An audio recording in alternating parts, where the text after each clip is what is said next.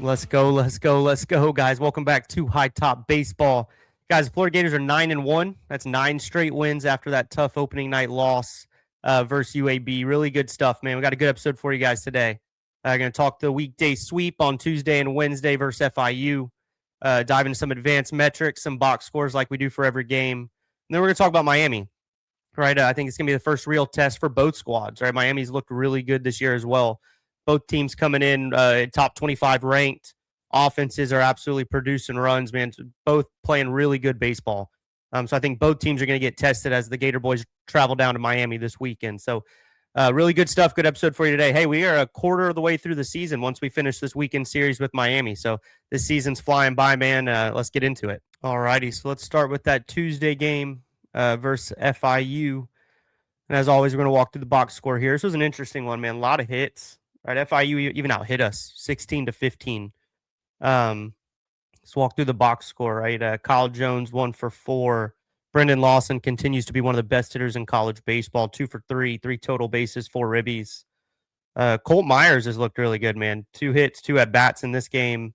Down night for Carson Bowen. Right, he's still putting QABs on. We'll talk about that a little later, but rough night in the box score at least. Cash Strayer 1 for 3.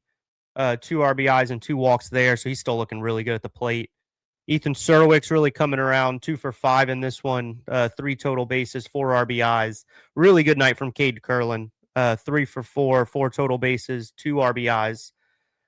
Blake Sear, 2 for 2. This kid's been absolutely red hot, the senior, to start spring. It's been really fun to watch. Leading the team, now tied after the Wednesday game with Brendan Lawson, but leading the team in home runs.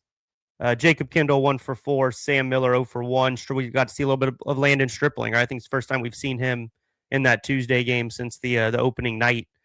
So when it comes to Gator hitting, man, the talking point here is that bottom of the 4th inning, right? And we can scroll over to the play-by-play here real quick because I think it tells the story, right? You got Strayer starts the inning with a line out, Surwick then strikes out, so we're 2 out, nobody on, and Cade Curlin doubles down the line.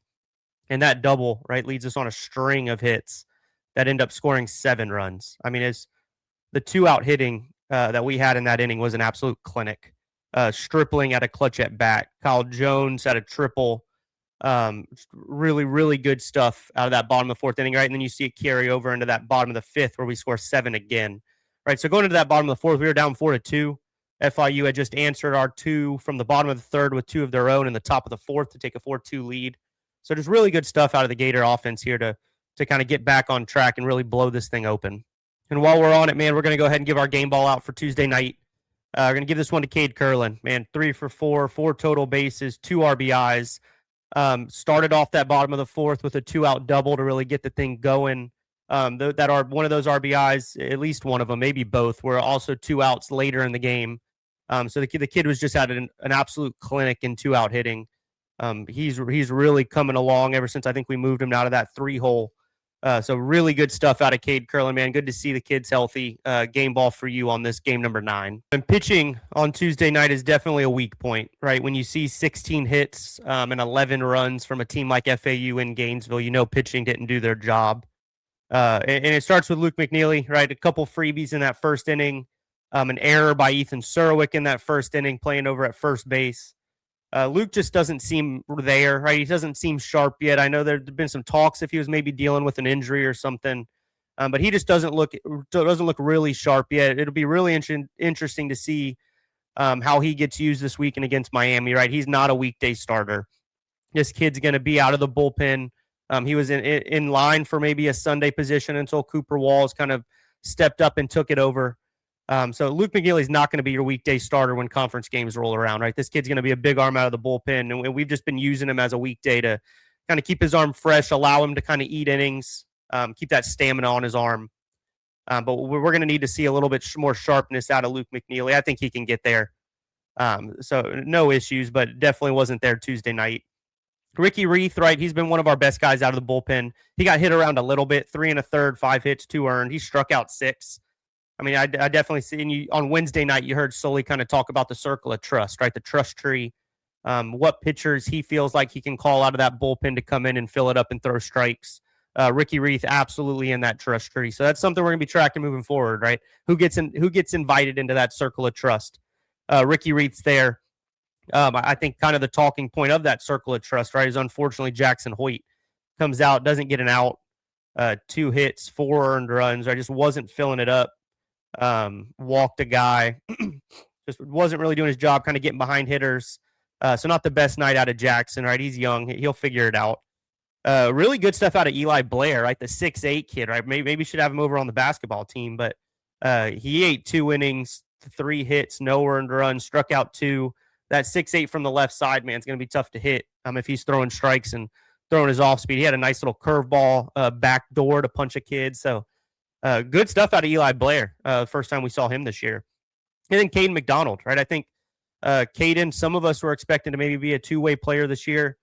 He's only gotten 1 at bat, so maybe Sully's wanted him to use him more out of the bullpen. Definitely seems like he's in that circle of trust so far this year.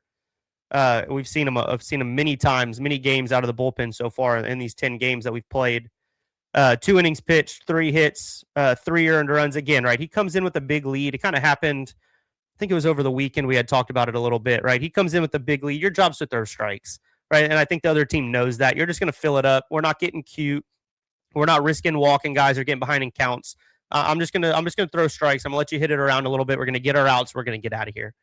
So he did his job, right? Maybe the earned runs don't look great for only 2 innings, but 3 strikeouts. I think Caden's looked pretty solid on the mound so far this year. And then going down to fielding, right? Just that 1 error from Ethan Surwick at first, the throwing error, which did result in a run.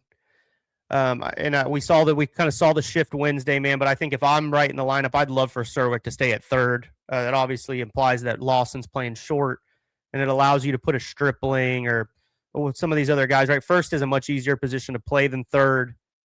So we'll see what happens there. But Surwick's kind of been bouncing around from the corners. Kind of been fun to watch how we rotate this infield. We'll talk a little bit more about it on Wednesday. Colt Myers, Sam Miller, right? Getting some rotations. We saw Lawson play DH. So overall, right, not a very clean game, pretty sloppy. But once again, man, the bats pick us up. The bats just continue to produce all season, right? Haven't had a down game yet, putting runs up. We're going to be really interesting to see how that kind of transitions into the higher level of competition that we're going to see from Miami this weekend. All right, so we'll dive over to the advanced metrics right here. You can see QABs. We were 625 that night. Absolutely elite. Really good stuff. First man on offense, right? 3 for 8, 375. Not great, not horrible, right? You're getting leadoff guys on. And here's kind of where you can see how FIU kept up with us. 7 for 9, first man on defense, right? So FIU got the runner on 7 out of 9 times to start the inning in this Tuesday night game. So just good stuff out of FIU, right? It wasn't winning baseball. I'll talk about the freebies here in a minute, but Luke doesn't get the quality start, right? 1 2/3, 1 earned run. He was a controlled start. I don't think we ever expected him to get a quality start in this one. And then the freebie battle, right? 7 for Florida, 2 walks, 2 hit by pitch, 1 error, no wild pitches, no balks. Freebies by the FIU, right? 13, 8 walks, 2 hit by pitch, 3 wild pitch. And then again, the freebie battle. So this is game 9, Tuesday night. The Florida Gators have won the freebie battle 7 times. Those 7 freebie wins resulted in 7 win results, right? We won the game 7 times. We lost the freebie battle once. That was that game 1 versus UAB. We lost the game.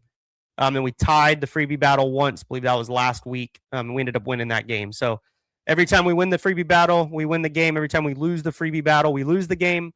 So far this year, if we tie, we win. So pretty good stat to just go ahead and take a look at. Every year, every game in the box score, it'll tell you how we did pretty much. All right, so let's jump over to QABs from that Tuesday night game, FIU game 9. Blake Sear, 5 for 5. Kid's putting absolutely amazing at bats on. You can see kind of like that veteran senior presence at the plate. Is absolutely clicking for him so far this spring. Cade Curlin, 4 for 5, right? He gets the game ball from this one on Tuesday night. Really good at bats at the plate. Cash Strayer, the freshman, man, 4 for 5, still killing it. Brendan Lawson, 3 for 4. Surwick, 3 for 5. Right, Colt Myers, 2 for 2 in his opportunities.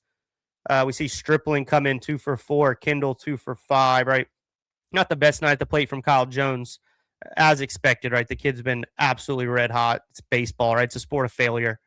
You can't be perfect every night. Still 400, not a bad night from him. Carson Bowen, Yost, Sam Miller, Yosty, right? Pretty good at bat in his one pinch hit that he had. So pretty good stuff at the plate, right? The bats have been hot all year so far. No one's complaining about those. The big question is going to be the arms. Who can we trust out of the bullpen? Are our starters going to do what we need them to do? Bats seem like they're not going to let us down, and they haven't so far this year. All right, so there's a couple notes I took on that Tuesday game to kind of put a bow on it. Freebies in the first inning, right? Luke and Ethan definitely didn't help us. Cade with that little hit by pitch, right? And the umpire thought he was leaning into it. They even reviewed it. I can't believe they didn't overturn that call. And you see Coach Slater, right, giving the umpire an earful as they cut to commercial break. And I know I tweeted like, hey, I wouldn't be surprised if we saw Slater gets run during this commercial break. And then next, we cut back, right, and they show us Slater gets tossed.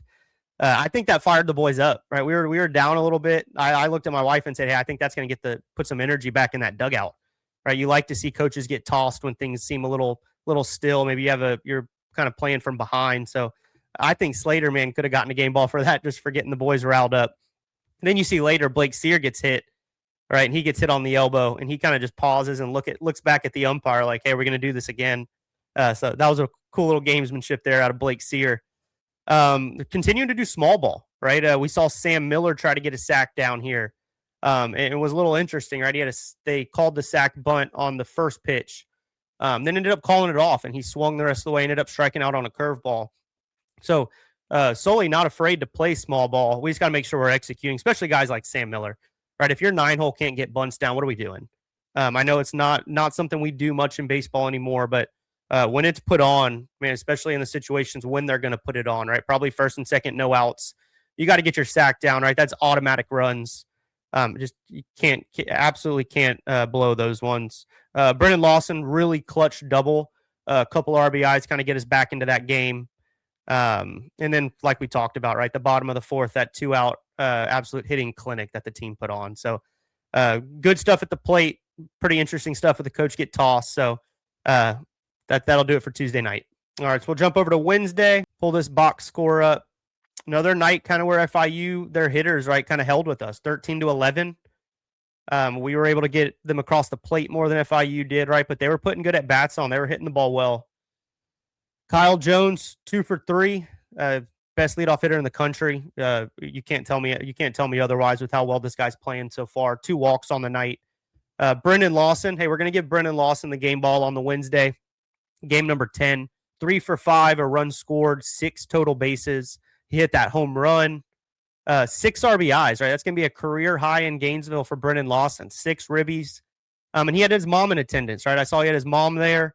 He said he doesn't get to see her much, obviously with the college schedule. I believe she lives in Canada, which is where Brennan's from. So really cool to see kind of Brendan put on a career night for mama when she's in town in Gainesville. So, hey, Brendan, you're going to get the game ball on this one, man. You're one of the best hitters in college baseball. Red hot. Just keep it up, man. Ethan Surwick, 1 for 3, 2 total bases, 2 walks. The interesting here, what the kind of jumps out of the box score for me, I know these other teams, right, like FAU, they're circling Brendan Lawson. Hey, it's the best hitter on their team. We can't let this kid beat us. And when you see Kyle Jones with 2 walks and Ethan Surwick with 2 walks, so you got 4 walks kind of sandwiched around Brendan Lawson there, and not what you want as a pitching staff on the other side. So tough stuff there. Cade Curlin, 0 for 3, hit by pitch. Kid's an absolute ball magnet. I feel like he gets hit by a pitch every game, and when he was kind of dealing with that forearm issue, you don't love to see it. But this kid, it's a free pass, right? We'll take the freebies. So Cash Strayer, 2 for 4, a walk. This kid's just getting on base. Freshman's playing absolutely incredible. We talked about it, I feel like, every game. Blake Sear, 1 for 5. Cole Stanford, 1 for 4. Landon Stripling, 2 for 4. Good night for him. Colt Myers continues to play well, right? We saw Sully kind of talk about it in the postgame. Really impressed with Colt Myers. So good stuff there so far out of the hitters on Wednesday night.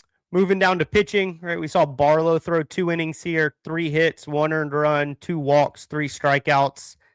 It still feels a little inconsistent, right? The walks are 1 an inning, not ideal. A couple of hits, right? He doesn't seem totally locked in yet. Christian Rodriguez, again, right? Another guy that's just absolutely struggling right now. Saw some people floating the idea around that he has the yips, right? And that's not something you want to hear in baseball, man. But I know we heard he had a tough fall as well. So this is something that's been kind of carrying over for C-Rod. Definitely need to see him kind of pick it up, right? He was expected to be an important arm out of the bullpen. So we're gonna need to see more out of C-Rod. Skylar Sanford, 2 2/3. This kid's fun to watch pitch, right? 2 2/3, 2 hits, 1 earned run, couple of walks, right? We got to limit those, but 2 strikeouts. I think he's going to be an important guy that's kind of emerging, maybe more than we expected, right after I believe he redshirted last year because of injury. So I've enjoyed watching Sanford pitch. Another guy I've enjoyed watching pitch, Ernesto Lugo Conchola. 2 1/3, 4 hits, but didn't give up any runs. 1 walk, 3 strikeouts. Big kid from the left side. He's had an absolute red hot start to his career here in Gainesville. Going to easily be the first lefty you see out of the pen in this Miami series this weekend. So I'm expecting some big innings for Ernesto coming up here Friday, Saturday, Sunday. And then Josh Reitner, right? Something I learned last night. I was reading through the media guide. I was listening to Jeff on the call. I've just been calling him Rittenauer, right? And so that's on me, Josh. My bad. Reitner. So this kid, man, hit 100 last night, right? He's 90, 98, 99. He got the triple digits on the gun at one point last night. Kid throws absolute gas. People are comparing him to Brandon Sproat. Kind of once Sproat figured out his control, right? There's a lot of arm, a lot of juice in that arm. You got to kind of dial in and figure out. So if Reitner can figure this out, man, he's going to easily be one of our top arms in those late important innings, right? He was kind of in the contention with Barberry to potentially be our closer. So really good to see Reitner pitching so well. 2 innings pitched, no hits, no earned runs, 3 strikeouts, just absolute cheese. Slider 93, fastball 99, 100. That's going to get the job done in college baseball. I mean, you don't see that very often. And so if you're throwing strikes and filling it up, man, that's going to be really, really hard to hit. And then fielding, no errors, right? Nothing to talk about on the fielding side because the boys stayed clean. No errors last night. All right, game 10. Let's jump over to those advanced metrics that we're going to talk about here. 591, right? Very above average, almost elite. Bats have continued to just be an absolute plus for the Gators this year so far. 5 for 8, first man on. So kind of like we saw over the weekend, right? Over 600 first man on offense. That's gonna produce runs. That's a really good result to see there. Quality start, no, right? I don't think we expected Barlow to go 6, so we could have probably penciled that no in already. Not a horrible night out of Billy, not the best. FIU did a really good job in these weekday games and getting their first man on. 4 for 9 tonight, 444. That'll get the job done when you're playing maybe a lesser competition than Florida. And then freebies, right? 7 for Florida, 5 walks, a hit by pitch and a wild pitch. 11 for FIU, 7 walks, a hit by pitch, an error, a wild pitch, and a balk. So Florida wins the freebie battle. And once again, right, we win the freebie battle, we win the game, chalk it up. The metric holds true. Definitely got to be an important piece moving into these higher competitive games, right, with Miami or as we go into SEC play. You lose this freebie battle, man, you're going to have a hard time winning baseball games. So definitely something I know Sully's preaching to the guys. And finally, for game 10, we will pull up the quality at bats. Kyle Jones, I mean, the kid, what else can we say about this kid? Best leadoff hitter in the country, one of the best hitters in the country, has to be, just based on these quality at bats and his batting average and what he's doing at the plate so far this year. You're really seeing what we missed last year with only getting like 3 or 4 games out of him before injury. Losing him early, I don't think we realized the starter, the level of competitor that we lost with that injury. 5 for 5 on the night. Quality at bats at the plate. Ethan Serwick 4 for 5. He continues to just put good at bats on. Right, I think the box score was a little slow to catch up on that the first couple games with him, but we've seen it kind of explode, the 2 home run game from him. So these are one of those things, right? Baseball's a sport of failure. We've talked about it. You fail 70% of the time, you're going to probably be a Hall of Famer, right? College baseball, you're going to get drafted. So we got to find stats that speak to a little more success more often. And that's kind of where these quality at bats come in, man. Hey, it might have been an out in the box score, but we're going to look at some other metrics to see that, hey, you're putting good swings on it. You're seeing pitches. You're doing your job. So really good stuff out of Ethan. Good stuff out of Landon. Good to see him back in the lineup. I'd love to see Ethan go to third, let Landon play first. I think that's what brings our ceiling of this batting order to the highest it can be for the Gators. Colt Myers, we'll talk about Sully's postgame conference here in a minute. He kind of harped some praise on Colt Myers, man. This is a kid that's going to play for his glove, and when you're hitting like he has been, putting quality at bats on like he has been, going to be hard to keep out of the lineup here. Brendan Lawson, 3 for 5. We talked about it. One of the best hitters in baseball. Cash Strayer, incredible freshman. Then you got Cole, Cade, Blake, and Jacob Kindle with the 0 for 1 on his pinch hit. So once again, man, the bats stay hot for the Gators. They put up runs. Just going to have to see if this pitching can hold up against some tougher competition. All right, and we'll pull up Sully's post-game presser here. All right, we don't always talk about these every game. Sometimes I forget. Sometimes there's not a ton of meat to really talk about in it.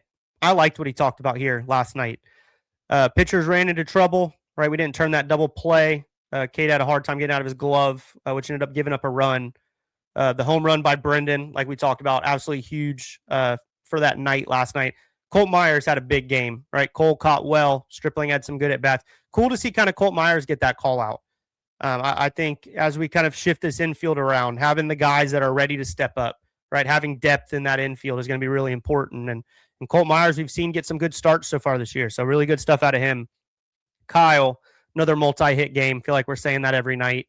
And then to finish it off, right, brightest spot of the night in Sully's eyes was Reitner finding his release point. And when you have cheese like that, man, that he's throwing, finding that release point super important for throwing strikes. He looked outstanding. Absolutely going to need him moving forward this year. Like we talked about a little earlier in the video, right, the circle of trust on the bullpen. He was explaining that Meet the Parents movie to him in the circle of trust, and we need to have trust, right? It's hard to make decisions on what pitcher you're going to pull in. I mean, in close games in these weekday games, but wait till Miami's here and it's 5-5 in the 8th inning, right? What pitcher are you about to come in with maybe some runners on or big moments, big situations, right? If you can't throw strikes in these weekday games when you're up 7-8 runs, I don't think you can throw strikes when that energy's up, your heart rate's going a little quicker, right? Conjuring's roaring, or like this weekend, right? We're going to be down in Coral Gables. You're on the road. If you can't throw strikes at home up 6-7 runs, I don't think we can trust you to throw strikes on the road in a tough environment in a close game. So that circle of trust is going to be important. We got to see some guys start to be consistent. Got to be able to throw strikes, right? And then as Sully said, right, we're going to add people into it. Add people into that circle of trust. You just get out there, you throw strikes, and we'll figure it out. So moving on to the next bullet, right? Sully knows advanced metrics. This isn't anything new here, right? Getting the leadoff man on is super important for your offense. Forces pitchers to kind of pitch out of a set position, right? They all prefer to pitch out of the windup. It applies some pressure. It changes up your pitches, right? You're not as quick to throw maybe some hard breaking balls, curve balls, right? Pass balls now become freebies and extra bases. So getting that leadoff man on, super important. And like we talked about, going to Miami, it's going to answer some questions about this team, right? It's definitely tougher competition. They're a really, really good ball club. So it's going to be exciting to see. We'll dive into them a little bit more here in a minute. Pop-up needs to be played better. I know it's cut off here. I'll read it for you. Pop-up needs to be played better, right? There's a pop-up kind of down the third base line, right? But it was between kind of that no-man zone of pitcher, catcher, third baseman. And I was screaming at the TV, man, that's your ball, Ethan. Go get it, go get it, go get it. You saw, I believe it was Lugo Conchola kind of hang around a little bit. I'm like, get out of there. If that ball's that high in the air, pitcher needs to get out of there, right? You're not making that play. Let one of your position players make that play. And Cole Stanford ends up coming out and making I don't know if you can make a Willie Mays catch from the catcher position, but kind of over his shoulder as Ethan kind of watches on, right? Absolutely one of those plays where Ethan needs to take charge. That's absolutely his ball the second it gets hit. So just kind of be aggressive. It's like we talked about Brendan Lawson and those Stetson pop-ups. Just go get it, right? You're the guy. You can make these plays. Pop-ups should be simple, routine outs. Just go in there, go get the ball. If someone calls you off, whatever. But Ethan, if you can get to that ball, that is 1,000% of your ball. So tough weekday games out of Ethan, right? We saw a throwing error at first. We saw the kind of this pop-up that it didn't end up being an error, but not played to how we would expect it to be played. So pop-ups need to be played better. Double plays need to be turned when they can be turned. And then he said the leadoff double, right, from FIU. He didn't really like the route, how we played that one. He felt like it was a single. We turned into a double defensively. So a much cleaner game than the Tuesday night, like Sully said. And now we get to go into Miami, man. So it's going to be a fun test this weekend down in Coral Gables. Okay, so real quickly, we'll dive into some stats. And I'm going to pull up a little graphic I made here. So this is just kind of all the hitters we've seen so far this year.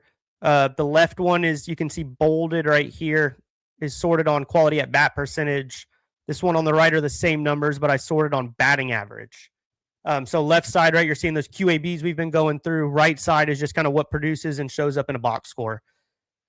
So you can see here, right, you got Kyle Jones leading our way batting average, Brendan Lawson leading our way quality at bat percentage. I think the big notes and kind of the reason I wanted to make this graphic was you can see the guys that have a high quality at bat percentage in that table on the left, and maybe it's not totally showing up in the batting average on the right yet.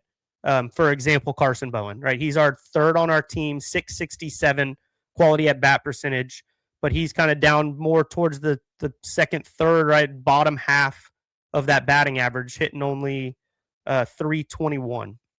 So that's a guy I would expect to see maybe more results show up in the box score for him coming up.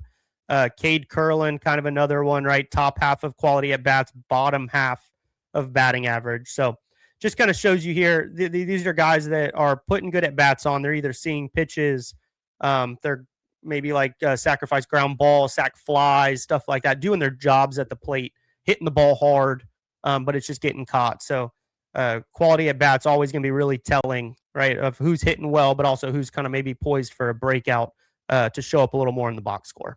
Then we'll do some updates on quality at bats for the entire season. As a team, Florida is 244 for 406. That's 601 quality at bat percentage. Like we said, right, anything over 600 is elite. It's going to win you ball games. It's what we've seen with the eye test. It's what we've seen on paper from this team so far this year. A lot of hits, a lot of runs. So good stuff to see there out of the bats for the Gators, right? Really love to see a 601 QAB percentage. That's awesome. Brendan Lawson continues to lead the way, 31 total, 674 average. Kyle Jones right behind him with 30 total, 638 average. Like we talked about, Bowen, 667. Cash Strayers climbed up to 667. Blake Sear, Ethan Surwick, both at that elite threshold of 600. Colt Myers, 12 for 20 at that elite threshold of 600. Stripling, 8 for 13, 615. These are just numbers, man. Colton Schwartz at that elite, right, 600. So these are numbers that, hey, they might not show up in the box score like we talked about, but they're putting good at bats on. We love to see it. And then finally, we'll jump over to our home runs. So this is kind of where we're at with home runs from the Gators so far this year. Blake and Brendan leading the way, tied with 3.